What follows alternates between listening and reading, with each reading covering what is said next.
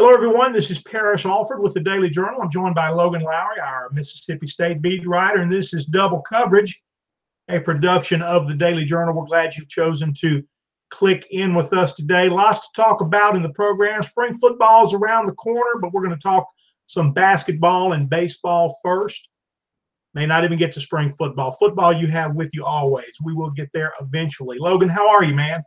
Doing good. Just trying to stay dry here the last few days, and it's been a lot of rainfall since the weekend. I'm shocked Mississippi State's been able to get all 4 games in so far.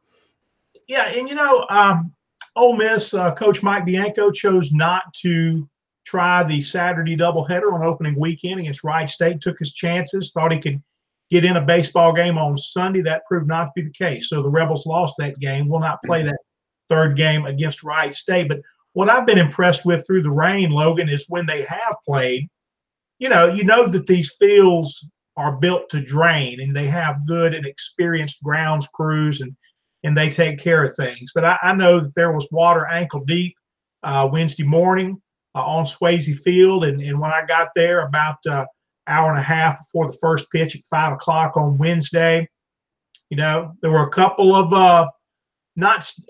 of spots where you could tell water had been standing the most. It wasn't standing then. I mean, if you just walked in the stadium at that time, you would not know that there had been a flood. You wouldn't know that. So kudos to the grounds crews for getting these fields ready to play because, people think about baseball and rainouts, and while that's certainly true at the high school level where you don't have the resources that they have in the SEC, these SEC games, man, it's really about when it's raining and when it's not raining, because if it's not raining, there's a great chance they're going to get that field ready to play. Yeah, and State had the same issue yesterday. I actually had to play State's game was at 4 o'clock yesterday. When I got to the stadium at 3 o'clock, you couldn't tell it rained a drop at all. I mean, they did an immaculate. I mean, and with it being a new stadium and a new field, kind of you wanted to see how it would drain, and it played immaculately yesterday. I mean, State, like I said, you couldn't tell it rained a drop, and were able to get that game in against UAB last night.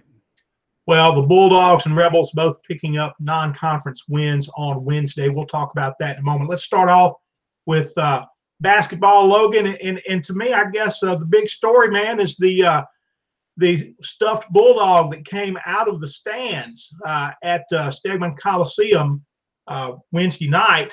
I think State wins the game anyway.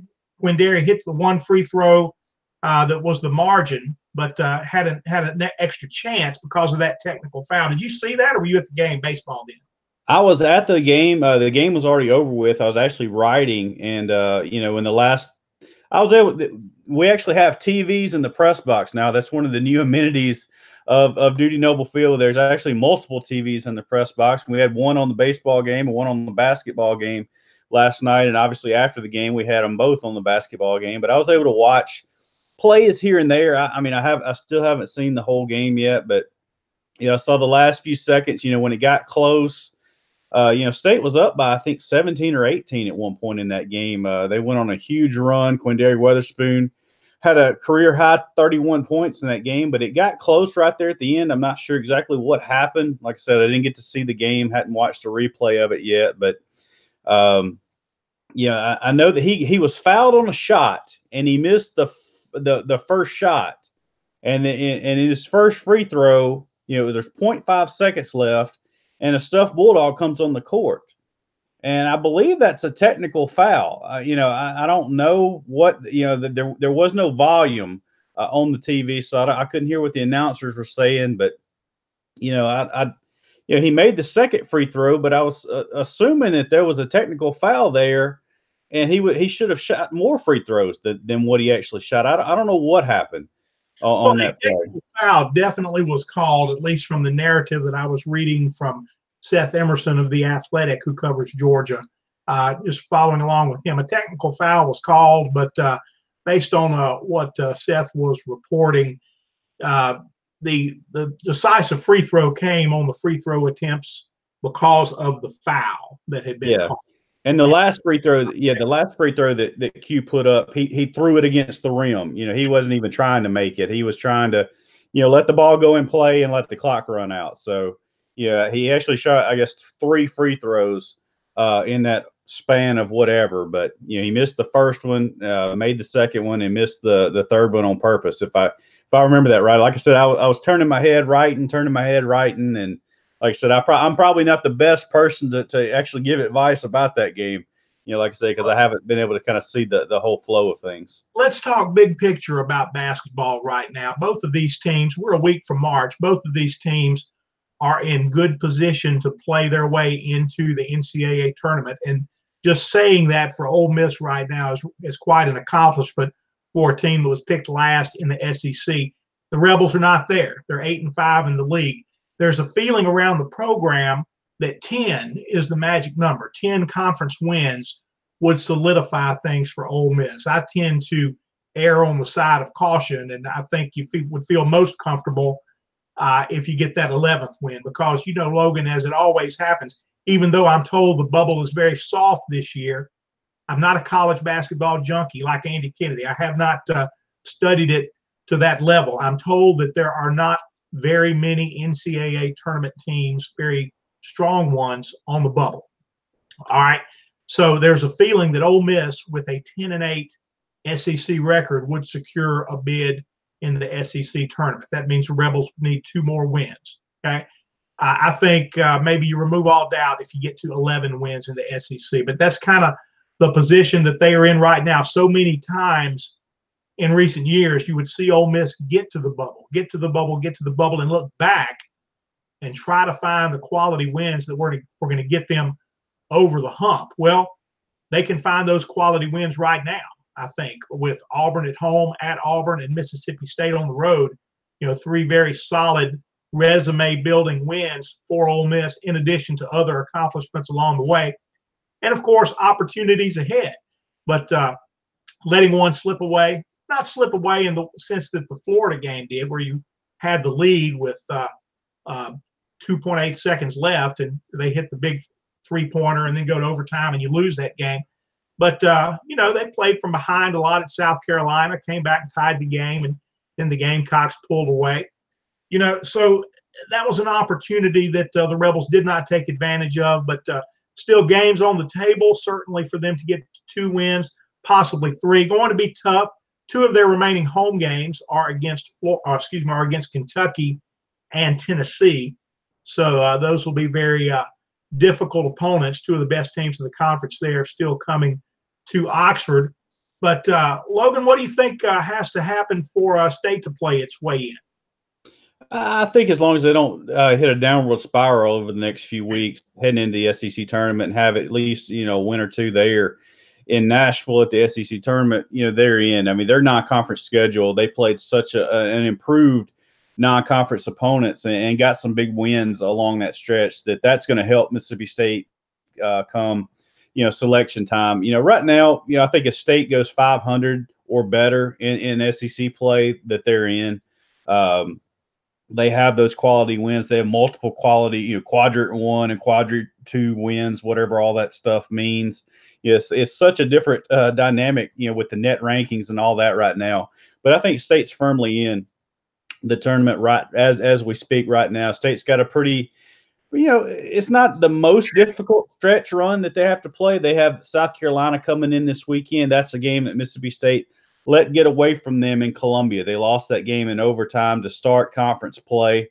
And, they got the Gamecocks coming back to Starkville on Saturday. They still have Tennessee that they have to go to Tennessee to play this year. And then they have a road game at Auburn as well. So, it's not the most difficult, but it's not, the hardest schedule either. I mean, State can still pick up some wins down the stretch here. But, they're playing good basketball right now. They've won 3 straight. They really dodged a bullet last night, not losing to Georgia. That would have been a horrible, horrible loss for Mississippi State. Georgia, I think, is 1-12 in the conference now. So Mississippi State dodged a bullet in Athens last night. That would have been a bad loss for them. And but they've been playing good basketball of late. They've got some good wins. And all of State's losses, only one has not been decided within the last minute.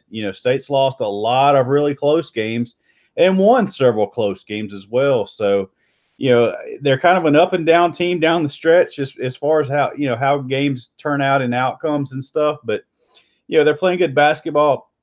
The biggest question mark for Mississippi State right now is just whether they'll get Nick Weatherspoon back. He was suspended right before the game on Saturday at Arkansas. It was announced that he was indefinitely suspended. He was on the bench for that game, so he actually made the trip to Fayetteville, and then something happened prior to that game. I've done some digging. I found out what it is. I'm not at liberty really to say what I learned about that situation. I just know that there's a possibility Nick could be back with the team. It just depends on how some things go. There's also a possibility that his career is done at Mississippi State. So we'll kind of have to see how things play out over the next few days and see what happens with that situation. But that would be a huge lift. But Mississippi State's 2-0 without Nick Weatherspoon. Tyson Carter has played really well in his absence. He's kind of assumed that starting role.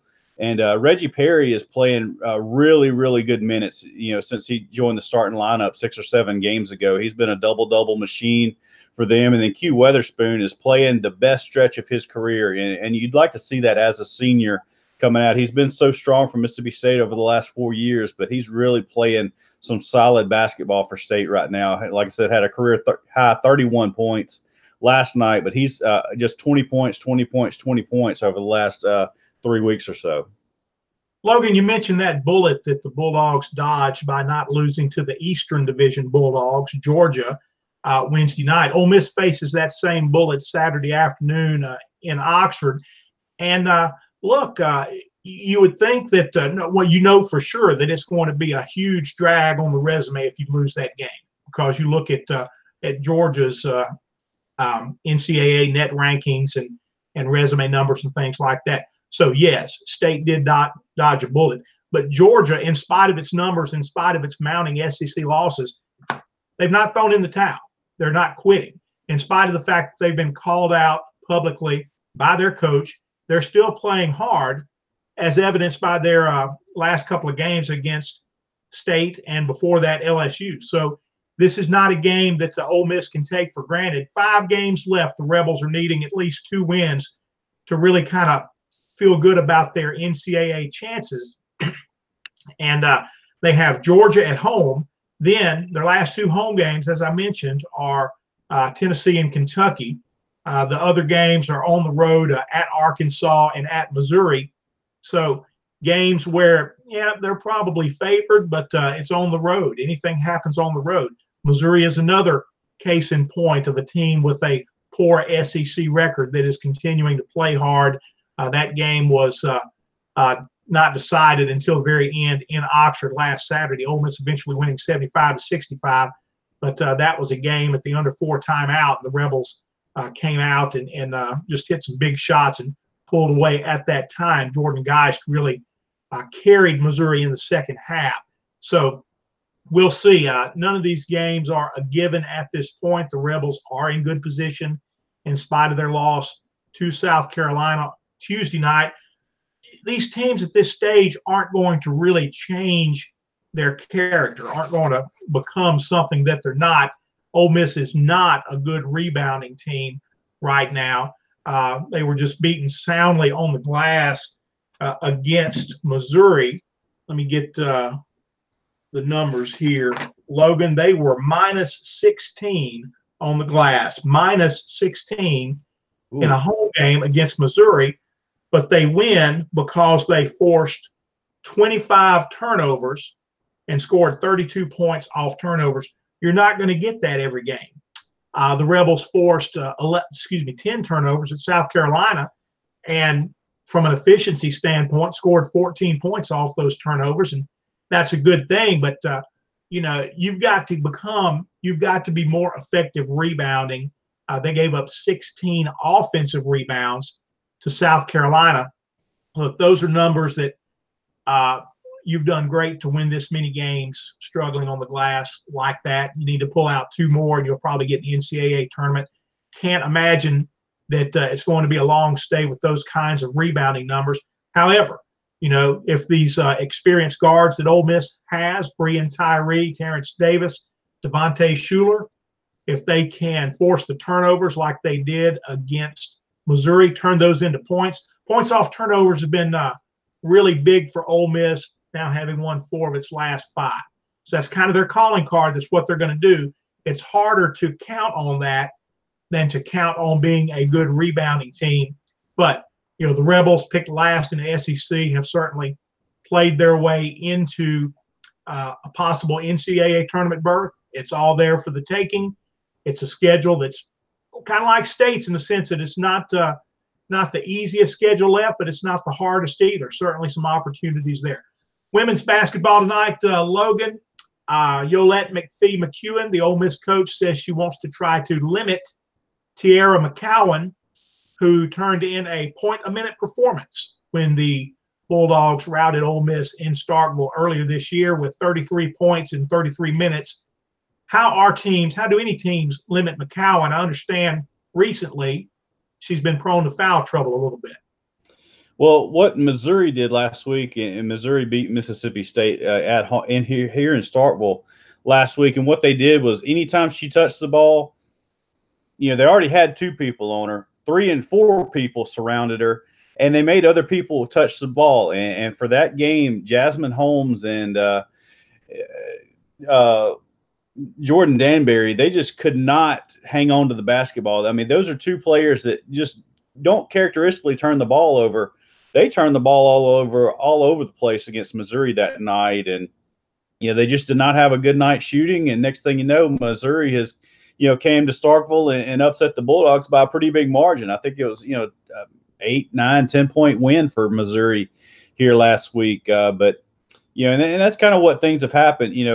Obviously that's what Texas A&M tried to do on the road this past weekend. They tried to, limit McCowan. Teams have tried that before, but they've always had somebody else to step up and kind of bail them out. Andrea Espinoza-Hunter did that this past weekend in College Station. She just hit a barrage of 3-pointers, shot the ball extremely well, and Mississippi State was able to win that game going away. I think they won by 18 at College Station over the weekend. So it was a big win for them. But, like I said, you got to kind of have to pick your poison with Mississippi State. They're so talented everywhere. And, unless somebody's just having an abnormally odd off night, Mississippi State's going to win most nights, even if you do try to limit McCowan. The make the other players beat you strategy, I don't think is usually effective, particularly at this level, because the other players, especially among elite teams, are good enough. You're not elite because of one player.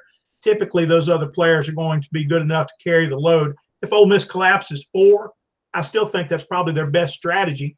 Just get as many bodies around McCowan as they can.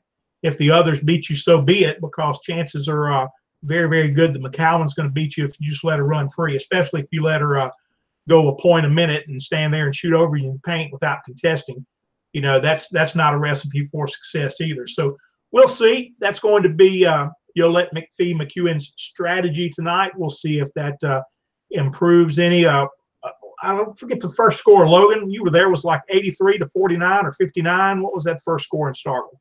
I don't remember what it was. It was pretty handily, but Ole Miss was in that game for about a quarter and a half. I mean, it was kind of a back and forth start to that game, and State went on a run kind of in the second quarter, took control of it kind of midway through that second quarter, and kind of just rolled from there. But Ole Miss hung in there for a little while, and they actually blocked a few shots on McCowan early on in the paint. But obviously, when you score a point per minute, you're doing something right down there, and obviously.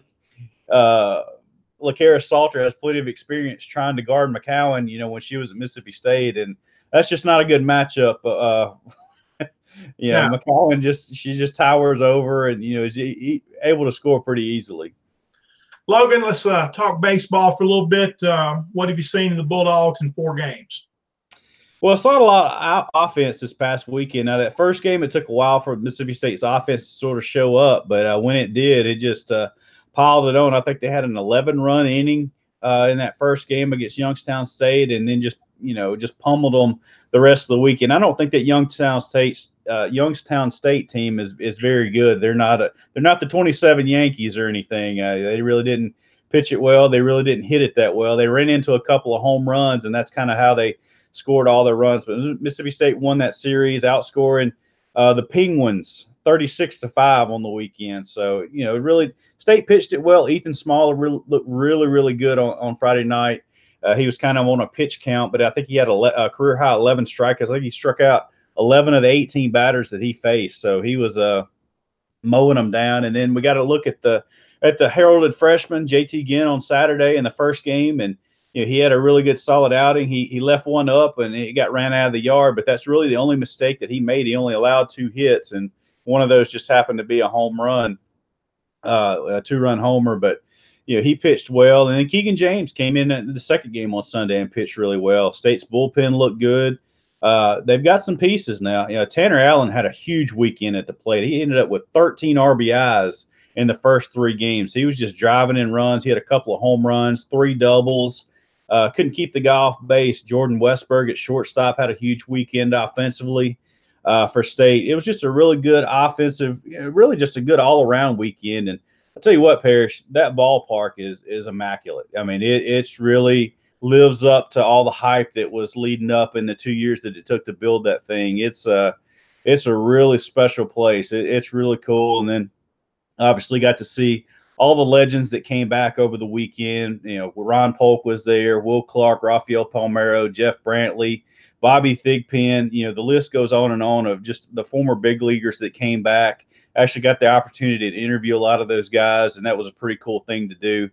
Guys that I grew up watching as a kid, playing in the major leagues, being able to chance to interview those guys, that was pretty cool. And then they unveiled the statues out there in front of the stadium too. I mean, I think the statues are 16 foot tall each of Will Clark and Rafael Palmeiro right there at the entrance of the stadium. It's really cool. Like I said, you got a chance to see the new press box. It's a different angle. It's kind of the angle that you guys have there at Ole Miss, down the third base line, be able to, you can't really argue balls and strikes that much from that angle, but it's going to take some getting used to, but I definitely like the new amenities that the ballpark has, and it's just going to take some getting used to. I think you like that angle. I like it. The biggest thing I like about being on third base down at Swayze Field is that when the press box was behind home plate, it was like Grand Central Station. It was like the Diamond Girls were coming in there to do different things, and everybody who had any kind of business with the game, they were just passing through. And down on the third baseline, we're kind of by ourselves, and so I like that about it. I'll give up the ability to argue balls and strikes. Logan, I understand some former Ole Miss greats were also at the game in Starkville this weekend, so everybody turned out. Listen, let's talk Ole Miss baseball a little bit. The Rebels' first-round draft pick who chose to come to college, right-handed pitcher Gunnar Hoagland, made his debut Wednesday against Arkansas State. He would have been the Game 3 starter against Wright State, but that was rained out. Kind of shaky at the beginning. He was on a pitch count because he'll pitch in Game 3 at Tulane this Sunday. So he only went 2 innings, and the first inning was not good. He gave up 2 singles, a double, and hit a batter, and Arkansas State scored 2 runs. The Rebels came back in the bottom of the inning with 5 runs. Eventually, they won 15-3. Even in his 2 innings, when he would give up 3 runs on 4 hits, you could see flashes there from Gunnar Hoagland. And probably if this had been a regular start, I would say he would have gained his control, got his feet under him, and probably finished a lot better than he started.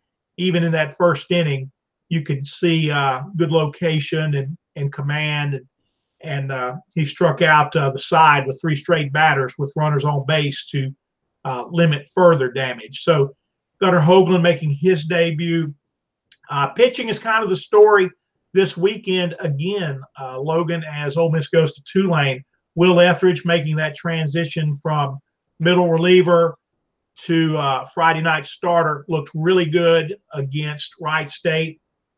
Threw 29 pitches in the first inning, but didn't give up a run. 5 2/3 scoreless innings. Left the game with a blister on a finger on his pitching hand, and that's going to keep him out of his start against Tulane Friday night. So the Rebels' rotation this weekend will be Zach Phillips, the junior college left-hander, on Friday, followed by Houston Roth, who also pitched 2 innings against Arkansas State. He'll make the start on Saturday, and then Hoagland on Sunday. So Mike Bianco said Etheridge could probably start, but why push it? Wants to give him a week off.